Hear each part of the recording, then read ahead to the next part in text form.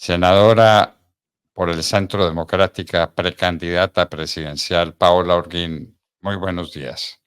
Muy buenos días, doctor Fernando. Un saludo para usted, para todo el equipo de la Hora de la Verdad y los oyentes, y quienes nos ven además. Sí, señor. Bueno, nos demoramos mucho tiempo para saber qué estaba pasando con los cultivos de coca en Colombia. Los Estados Unidos dejaron de hacer esa medición. ¿Por qué? No lo sabemos. Pero estaba la medición europea. La medición europea se demoró, pero llegó, diciendo que hay un crecimiento exponencial de cultivos de coca en Colombia. Cuéntenos la importancia que eso tiene. Cuéntenos los efectos que tiene para el país y para la paz del país el crecimiento de la coca. Doctor Fernando, yo creo que estamos en un momento muy complejo. Por tercer año consecutivo crecen los cultivos ilícitos en Colombia. Nosotros pasamos, según estas mediciones, de 143.000 hectáreas en 2020 a más de 204.000 en el 21, a más de 230.000 en el 22 y ahora la cifra es de 253.000 en el 23, pero lo más grave es que estos cultivos hoy tienen una hoja de coca modificada que tiene mayor potencial de producción de cocaína. El potencial de producción de cocaína subió un 53%, pasamos de más de 1.700 toneladas en el 2022 a más de 2.600 en el 2023. Y yo creo que todo esto es resultado de la política del gobierno de Gustavo Petro, una política que no podríamos denominar contra las drogas, porque en realidad lo que ha hecho lo que ha hecho el gobierno en distintos momentos son esfuerzos para tratar de legalizar el tema de narcotráfico. En el programa que ellos presentaron supuestamente de política antidrogas al país, que se llamaba Sembrando Vidas, desterramos el narcotráfico. Es una política que lo que busca es la legalización del cannabis, de la cocaína. En esa política de Gustavo Petro, ellos lo que buscan es que se investigue y regule el uso de todas estas drogas, que se investigara sus propiedades, y en todos los foros internacionales ha hablado del supuesto fracaso de la lucha contra las drogas y de la necesidad de legalizarla. Esa es su política y a uno le llama la atención, doctor Fernando, por varias razones. La primera es porque en Colombia no puede haber paz si no hay una lucha frontal contra el narcotráfico. El narcotráfico alimenta las estructuras criminales en Colombia. Ellos que decían preocuparse, por ejemplo, por el asesinato de líderes sociales, uno empieza a encontrar que cuando se sobrepone el mapa de los municipios que tienen cultivos de coca y los municipios donde hay asesinato de líderes sociales, hay una gran coincidencia. Uno empieza a encontrar que donde están estos cultivos ilícitos, además, es donde se reportan el 50% de los enfrentamientos entre los grupos armados ilegales y la fuerza pública. Estas zonas son zonas muy complejas. Además, doctor Fernando, aquí hay un tema que llama la atención y en el que yo también quiero hacer énfasis, y es que el 48% de los cultivos ilícitos en Colombia se concentran en zonas de manejo especial. El 20% está en comunidades negras, el 14% en reservas forestales, el 10% en resguardos indígenas y hay un 4% en parques naturales. Entonces uno ve que hay unas zonas donde se supone el Estado tendría que ejercer el control y no lo está ejerciendo.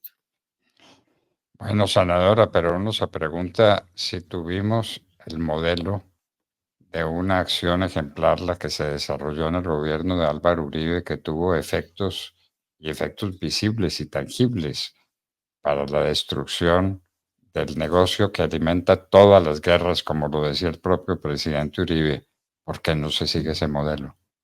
Pues lamentablemente yo creo que aquí hay un tema muy complejo de favorecimiento a estas estructuras criminales, porque recordemos que todo el desmonte de esta política empezó con el Acuerdo de La Habana, cuando se empieza a cuando se elimina la fumigación, la aspersión aérea con glifosato, que es un debate que el país tiene que volver a abrir, y yo lo he dicho hasta el cansancio.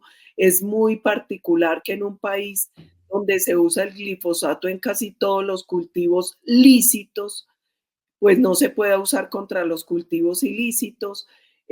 A uno le llama la atención que el presidente Petro hable de comprar cultivos de coca en el plateado, pero no hable de una política integral como en su momento tuvimos con familias guardabosques, con los programas de sustitución de cultivos ilícitos.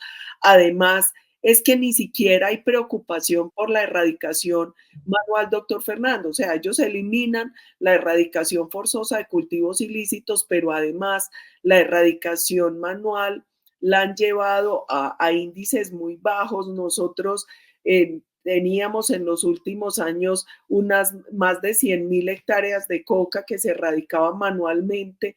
En el 22 eso pasó a ser 68.000, en el 23 solo 20.323 hectáreas, y este año 4.000, llevamos al 30 de septiembre 4.500 hectáreas de coca erradicadas manualmente. Entonces, ni sustitución, ni erradicación manual, ni erradicación forzosa, ni fumigación con glifosato.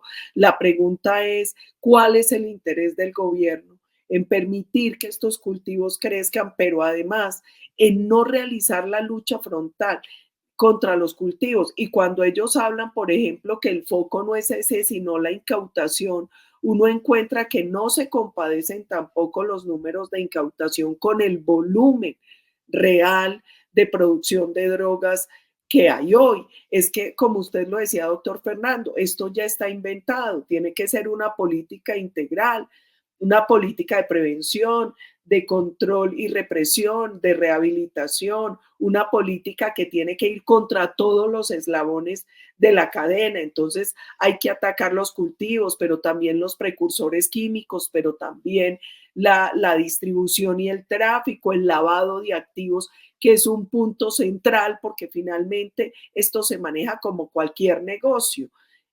Pero no, la verdad, doctor Fernando, no hay voluntad, no hay voluntad. Y estas cifras de crecimiento de cultivo del narcotráfico en Colombia, pues obviamente tienen una consecuencia, y es que hoy hay un mayor crecimiento del control territorial por parte de las estructuras criminales, que es indudable. Es indudable y entonces se quedaron con el país y ahora resolvieron mandar al ostracismo al glifosato. El glifosato es uno de los productos más demandados en el campo del mundo entero. El mundo entero se utiliza el glifosato, el Roundup. Y entonces aquí nos dicen que lo van a cambiar y que van a tener ahora sí un producto que es maravilloso, que tiene todos los efectos, pero que no produce resultados ambientales. ¿Usted sabe cuál es? ¿Nos han dicho? ¿De No qué han dicho, producto se trata? ¿De qué producto milagroso se trata?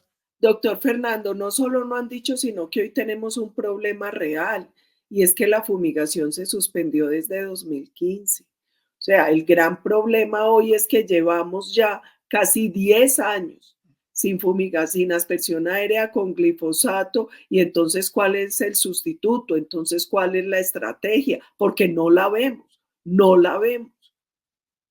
No hay estrategia y el país se quedó en manos del narcotráfico y el narcotráfico es el combustible que alimenta todas las guerras. Eso sí no ha cambiado.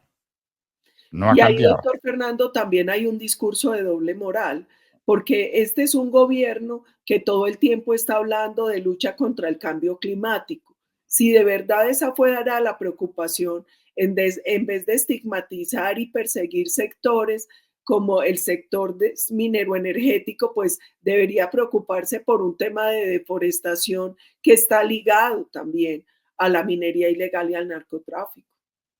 Pues ligado y ligado, ¿de qué manera? ¿De qué manera? Donde quiera que hay cultivos ilícitos hay deforestación y ese sí es la negación de todo proceso de cuidado de la naturaleza. En fin. en manos de la droga, en manos del narcotráfico, en manos de los cultivos ilícitos y no hay una política para contrarrestar eso. No existe. Simplemente anuncian. Yo creí que usted tenía el dato de cuál era el sustituto del Roundup, del glifosato, pero no. Simplemente lo anunciaron, ¿no? Y ahí hay un tema también, doctor Fernando, y es nosotros no podemos permitir que Colombia se convierta en una narcoeconomía. En septiembre de 2023, en septiembre del año pasado, según estimaciones de Bloomberg, el mercado de la coca empezaría a ser el principal producto de exportaciones en Colombia, superando el petróleo. En 2022, ojo, que esa cifra es de 2022, no del año pasado que tuvimos el crecimiento exponencial. En 2022, las ventas de coca en promedio estuvieron en 18.200 millones de dólares, mientras el petróleo estuvo en 19.100 millones. Esta cifra es de 2022. Quisiéramos conocer cuál fue la cifra de 2023, porque probablemente de este año, porque probablemente con el crecimiento que tuvo exponencial la producción de coca en Colombia, hoy sea el principal producto de exportación, para vergüenza del país. Para vergüenza del país y para daño del país. Que no simplemente es que nos avergonzamos, sino que nos destruyen el país. Estamos en manos de la cocaína. La cocaína es el nombre del juego. No le demos a esto más vueltas, como nos lo dice la senadora Paola Holguín. Ahí está el corazón del problema de Colombia. El tema del narcotráfico que crece todos los días, se alimenta todos los días y no hay una política ninguna, ni buena ni mala, simplemente no la hay para contrarrestarlo, porque todos esos campesinos cocaleros, pobrecitos ellos, porque todas las bandas armadas que giran alrededor de la coca, eso no hay para qué combatirlo. Bueno, senadora, muchísimas gracias por acompañarnos y por estas reflexiones magníficas que usted hace sobre un Muchas problema gracias, capital de doctor. Colombia.